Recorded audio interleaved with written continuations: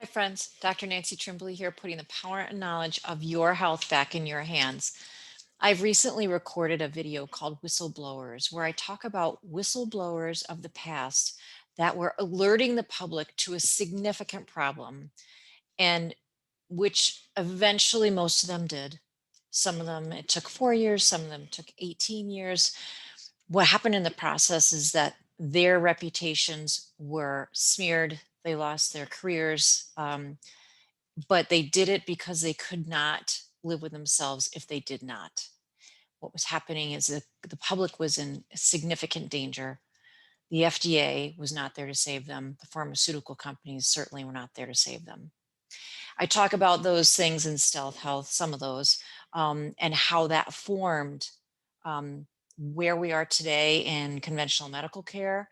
And also, I talk about why this happened. And I talk about the system at work, the system being conventional medical care, big pharma, being the advertising industry, the media, and unfortunately, at times, research. I talk about this and how this has influenced our health since we all were born, and even more so now. So if you haven't gotten a copy of Stealth Health, please pick it up. It is a significant read, and this is the most impactful time you can read a book like this.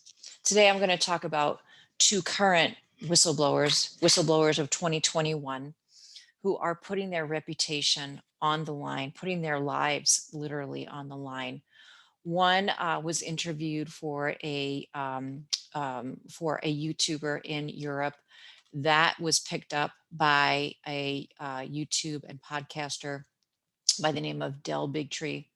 His podcast YouTube channel is called The High Wire, and he posted this on March 12th of 2021.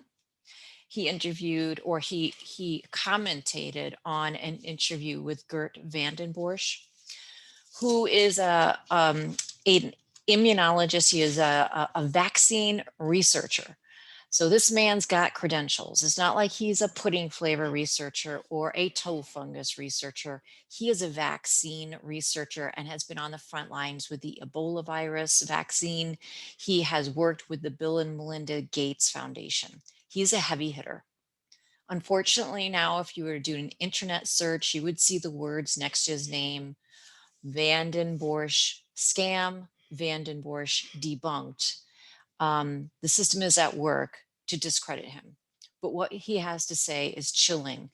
And he puts his name on the line. He says right off the bat, he does that because it's a moral obligation. He said it's not about the individuals that may die. This is a worldwide crisis. And he's talking about the current messenger RNA vaccines and the adenovirus vaccines.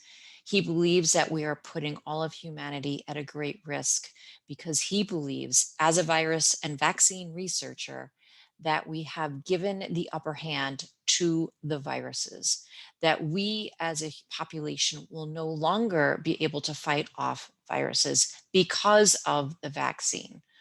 So you've heard me warn and say that this is not good. Give it 2 to 5 years, but bad things will happen. And this may be one of those things. This may be the one thing. What he talks about is that our innate immunity, especially immunoglobulin M's, will be outcompeted for the virus, and there'll be long-lived complications. You will lose any protection against any virus. The antibiotics will not work anymore, and that will continue while highly infectious strains are still circulating. Our natural immunity will be nil. He calls it how we will have a vaccine resistant strain or strains. And this is a grave and dangerous error. This is a leading vaccine researcher worldwide. He also talks about, because the interviewer asked him directly, well, aren't you giving fuel to the fire of the anti-vaxxers. And he paused, he looked away, and he said, this goes beyond labels because and it's irrelevant, he said. Being a vaxxer, anti-vaxxer, it's an irrelevant conversation. Just like saying you want to get the vaccine because you're this category. You don't want to get it because you're a chiropractor. You do want to get it because you follow this political party. You don't want to get it because you follow this political party. He said that is irrelevant. And if you categorize me, you stigmatize me. And I found this in my own circles. If I'm seen to be put in a certain category of thinking, or right off the bat, my ideas are disregarded because I must just be placating those ideas. You have big time scientists coming out warning us about this. So if you are still on the fence, please look at this The High Wire YouTube video. He says that once you stigmatize me, my conversation is sidelined, meaning it's ignored, and this conversation needs to be heard. Meanwhile, he says, this is about humanity, your children. And he says, I put everything at stake. The second whistleblower of the day is one of my favorite people right now, and that is Dr. Shane Crotty. He is out at the La Jolla University Immunology Institute, I believe is the name of it. LJI is an acronym. And Dr. Fauci, however you feel about Dr. Fauci, mentioned him by name at a hearing recently saying, oh, he says that people have had COVID-19, they have long-term immunity. He's just looking at their blood. That's called in vitro. Oh, he's just looking in vitro, meaning he's not looking in the person. Well, you have to study the blood somehow. And what they did is they did look at in a recent MedCram video, which is on YouTube, that's MedCram, he talked about multiple studies that have come out of mostly Europe, India, and showing that people that have contracted and recovered from COVID-19 have a significant time of protection against reinfection. I wrote down his actual words. I wanted to make sure I said that properly. And the biggest study was done in Denmark. Now, in Denmark, they have a national healthcare system, and they can do these huge population studies on different healthcare factors. So they have 533,000 people in their study of people that had a previous COVID-19 infection, and they, through testing for different immune particles in the blood, they found that 80% plus of them had a immunity for a significant time, meaning they had antibodies of or immune cells of various types for a significant amount of time. 80% plus of the population. Now, he said over 65, it showed those people had less of a percentage of having long-term protection. Um, and he also said that the markers in the of the immune system for different people could range. There was a huge range. Each individual would have different types of markers, and he said the variability of that was outstanding. He called it heterogeneous, which means it's different. Um, and now Fauci called him out on this, which makes me nervous for him. And now I consider him a whistleblower, because if you watch this MedCram video, you can see that maybe he's dancing around some issues. Maybe he's trying to cover his tracks, because he will say, and he says multiple times, I am a researcher. I am not a public health figure, whereas Fauci is a public health figure.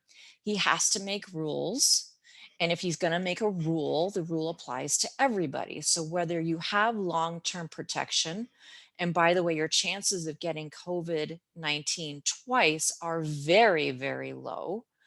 So the researchers saying, okay, this is the fact, this is what the research is saying. This is what we're seeing, and this is all brand new. So no, we can't sort through it 100%. And Fauci is saying, I have to make a rule that everybody wears a mask. I have to make a rule that your kids are going to wear masks outside. I'm going to make this rule. because I have to take care of 100% of the population as a public health figure. The two are two different jobs. So I look at this as a scientist and say, okay, what this person is saying kind of doesn't make sense for everybody. And being in the chiropractic field, I don't just follow a path for every single person that comes in with a certain disorder. That is not what I do. I treat the individual in a holistic way. So this is how I'm thinking. I'm looking at individuals, I'm looking at research, being a scientist at heart, not as a public health figure. So keep that in mind when you're out and about in the world. There's two different ways to look at this. And guess what? They're both correct. And guess what? They're both scientific because being a public health figure has some scientific basis to it.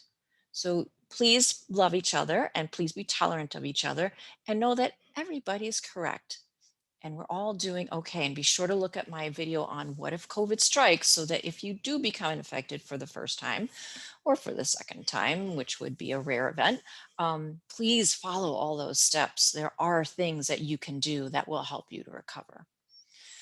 I hope that helps. Remember, I'm here just to invite you to take back your power and knowledge so you can get your greatest joy out of life. And living in fear is not joy. You cannot have fear and joy in your heart at the same time. Choose love, choose joy. Let's love each other. That's all for now. Have a great day. Bye for now.